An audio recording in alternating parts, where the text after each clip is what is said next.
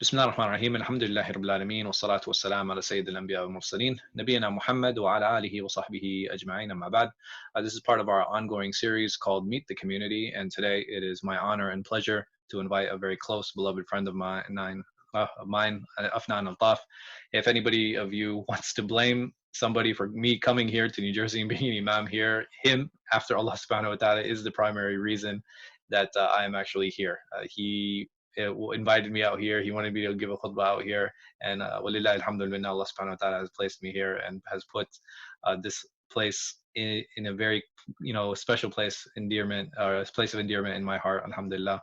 Unfortunately, he himself has moved away from the community, but he still comes from time to time, and I thought it would be nice for everyone to meet a brother who is very close and very beloved to me. So the first question that we have for you, Akhi, is what is it that you do? Barakallah feek, Sheikh. So what I do mostly is flake on you when you invite me to places. Well, but after that, I'm an attorney by practice. MashaAllah. And what kind of law do you practice? Regulatory compliance. Essentially, it's just ensuring that financial institutions and corporations in the United States are complying with United States sanctions requirements and AML, anti-money laundering requirements. Okay, mashallah. So how long have you been a part of the MCNJ community? We moved to Woodbridge in 2014. And so, alhamdulillah, we moved so since 2014, I've been a part of it actively. And then tangentially since 2019, when we moved to Somerset, which is about a 20-minute drive away, I come back, every once in a while, but yeah. So the thing is, how there are different ways that you have contributed to the community. What are some of those? Or what are some of those things? The main contribution that I feel any of us can have is just attending the masjid. It's a place of barakah, and I feel like that's the main thing. Alhamdulillah, I've also been able to give small classes at the behest of the sheikh, and given some khutbahs. But alhamdulillah, I feel that the most important factor for a masjid, after the imam, of course, is the community. So just being a member of the community, attending the masjid, coming for the salawat, that's to me, that's very, very important. Okay.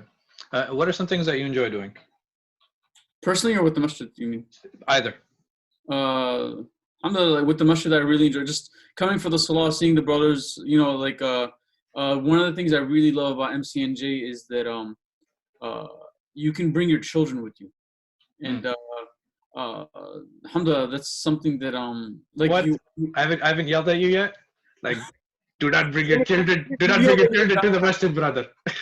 You yelled at me, but not at my kids. Alhamdulillah. So, no, but my children also miss the masjid because of that. It's a place that one of the things that I think that alhamdulillah Allah subhanahu wa ta'ala He made, and a lot of us that allows us to remain steadfast on our deen as we grow up, is to have that nostalgic good memory of the masjid in our childhood, so that that even when you're a teenager, you're going through fitna with outside of the masjid, that that you can go to the masjid, even if it's just to make 2 rak'ah, and that it gives you that solace. So having that is very, very precious, and it's priceless.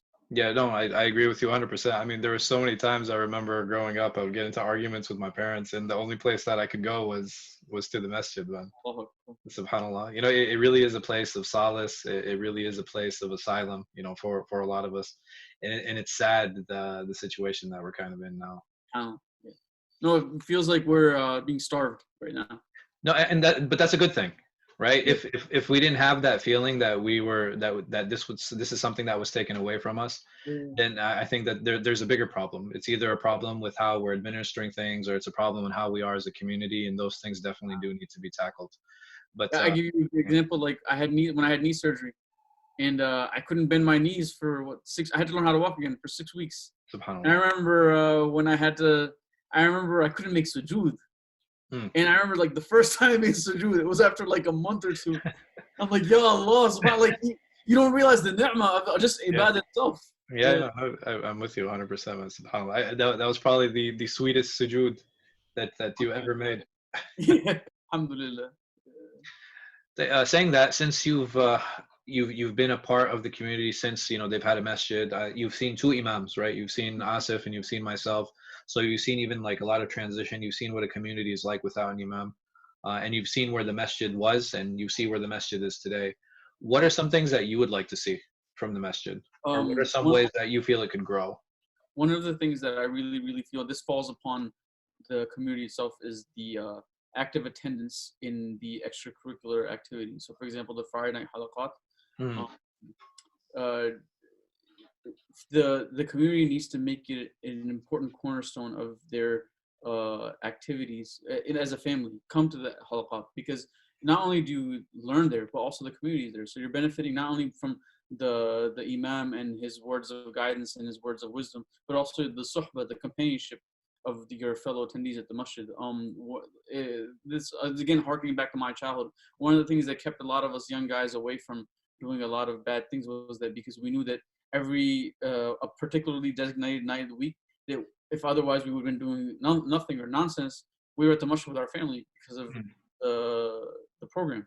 yeah. So having that sort of programmed into your children as well from a young age, it gives them that sort of that that routine in their heart, Mm, that even as they're getting older, then, oh, I can't go to a party that my friends in high school are going to tonight because I have to go to the masjid for this. It's something that I really feel that we need to inculcate within the overall community in general, and especially sometimes we forget to reach out to the people who don't look like us. And what I mean by that is that a sister without hijab or a brother who doesn't have a beard, we might forget to invite them. And mm, I feel that they might benefit us more with their attendance than someone with a big beard and a topi. So that's something mm. that we need to be cognizant of. So do you feel right now that the community is a bit exclusive in how they deal with those people? Or like, so the thing is, there's a few types of discrimination, right? You have religious discrimination, where people who don't look religious, we're kind of afraid to approach them. And then we have our own personal discriminations within ourselves. Sometimes that can be based off of race. Sometimes it can be based off of locality. It can be based off of language. What are some of the problems that you see, and what are some ways that we can overcome them? Alhamdulillah, I've actually had a very good experience with our masjid. However, also I recognize that I am, from the subcontinent, and our masjid is largely attended by people from the subcontinent. So I think that to sort of break that barrier and that divide, to be more welcoming for not only people who are not from necessarily India, Pakistan, or Bangladesh, but also at the same time the youth themselves who were born and raised here, who may be Arab or Pakistani or Indian or Nigerian, who just they're not connected with back home. All they know is America. So like for us to be able to accommodate to that and not necessarily have sort of alienate people whose culture is exclusively American. Mm. So mashallah, with you and Sheikh Asif Farani, both of you guys did a very good job and do a very good job in welcoming everyone. It's just something that I think the overall community sometimes needs to be cognizant of, that if you're in a large gathering, we don't stick just speaking in Urdu or Bangla. Mm. We need to be more aware of the brothers and sisters in our Jamaat, and also that way you can invite other people from outside who there's people that live in the vicinity of the masjid who are Muslim. They haven't come to the masjid ever. Yeah, yeah. So I mean, this kind of reminds me of the story of. Did I tell you the story of the brother Osama? No. So there's a Sudani brother who he's been coming to the masjid for a number of years. I think since the masjid was built. And Qari Saab, he always makes dua after salah, and he makes it in Urdu, and he'd be like "Farmaye," right? Like may Allah, may Allah accept. So he comes up to me because he found out that I spoke Arabic, and he goes up to me. He's like, "Sheikh, what does "Farmaye" mean?" He's like, I've been hearing this word for years, and I have no idea what it means. I've been praying behind these guys, and this is all I hear is like "Farmaye, Farmaye." And it's just really, I thought it was really funny. I thought it was really funny. It's something, it's something so small that we overlook sometimes. But I mean, saying that, if you have a predominant culture in the masjid, like a predominant attendance of a particular group of people, so what do you think? Do you think that programs should cater to them, or do you think? Absolutely. No, Okay. I think there's a huge need for that, and I'm thinking of that just for example for my mother, right? Mm-hmm. And a lot of our mothers, the they're sometimes isolated from the deen because unfortunately of the sort of machismo that the Indo-Pak culture has with regards to the masjid attendance and stuff like that. So having programs exclusively for people of the subcontinent, that's perfectly fine, or Egypt or in Sudan or wherever, that's perfectly fine because at the same time we're in a different dynamic in the West that the masjid is also the cultural center for Muslims. Yes. So I would even argue during the time of the Prophet ﷺ. SubhanAllah. Yeah, that's very true. Yeah, because it was where the people would meet. Yeah, absolutely. And they're all the same culture, right? Yeah, exactly. So I definitely see utility in providing accommodation for brothers and sisters from various walks of life, and also if the predominant culture is a particular culture, of course accommodate for that as well. But at the same time, just be cognizant that we should also have programs catering to everyone because we are an ummah. Agreed. Yeah, unfortunately, I've seen people leave the masjid. People who took their shahada just because they felt so alienated. Yeah, and it's not through malicious intent from the Jama'at. It's just it's well-meaning ignorance that they just don't realize that they're. No, I think it's very difficult for us to kind of think outside the box and to challenge that status quo. Like, for example, if I said, okay, we're gonna have a potluck every week, but there's going to be a theme to the potluck. Like this week will be, the first week will be Pakistani food, the second week it'll be Bengali, the third week will be, American dish. I think that'll be not everybody's going to come and think like that. No. Right? Because the thing is, when you think of a potluck, within our community, let's use that as an example. What are you expecting?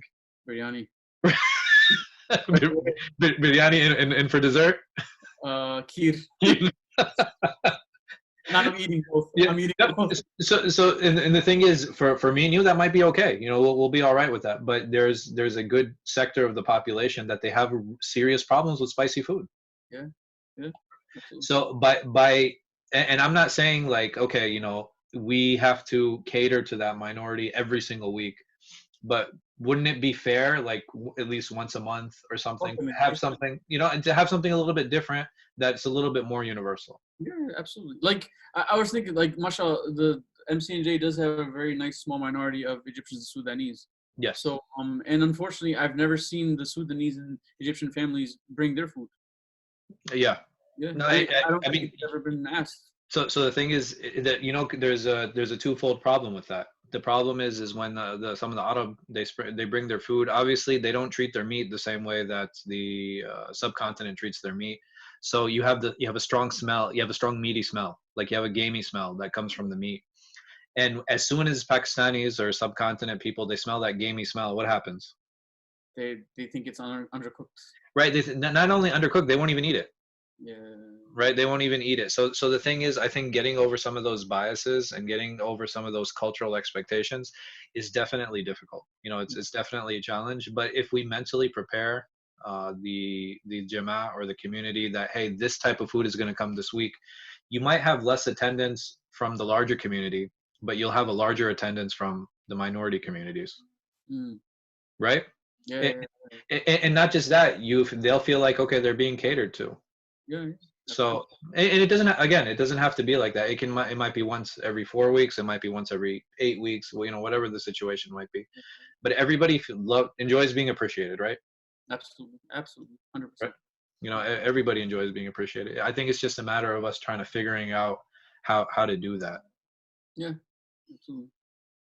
But Jazakallah khair, ya akhi. I hope I didn't take too much of your time. It was a really enjoyable conversation, and I hope that all the listeners at home will be able to benefit from it, inshallah. And like we remind everyone at the end of every video, please remember to like, subscribe, and to donate generously. The link will be in the description below. So may Allah subhanahu wa ta'ala bless you and your family and protect you during this time, ya akhi. فجزاكم الله خير وبارك فيك والله أعلم وصلى الله على خير خلق نبينا محمد وعلى آله وصحبه وسلم. Round 2. So we always have a last question, and I forgot to add this in, but the last question for you, and I promise this isn't a loaded question. Who would you like to see interviewed next? Ooh. I can pick anyone? You can pick anyone. Okay, oldie but goodie. I miss him. I need to call him. He's moved away from the community, but he's not moved away from our hearts. Ibrahim Aman. Ibrahim Ahmad. Okay, if you send me his link, inshallah, I will reach out to him and Inshallah. let's see if we can get him on the series. Bi'idhnillah. I promise everyone that I reach out, but I can't promise I can get everyone on because there are a few people who've been requested, and just getting them to agree has been extremely difficult. These are shy. Yeah, no, and I appreciate that and I respect that. That's not a problem. So the thing is, I definitely will reach out to him, inshallah. I cannot guarantee if he agrees or not, though. Barakallah feek, Sheikh. وفيك بارك الله يا أخي الله يحفظك. Salam. عليكم السلام.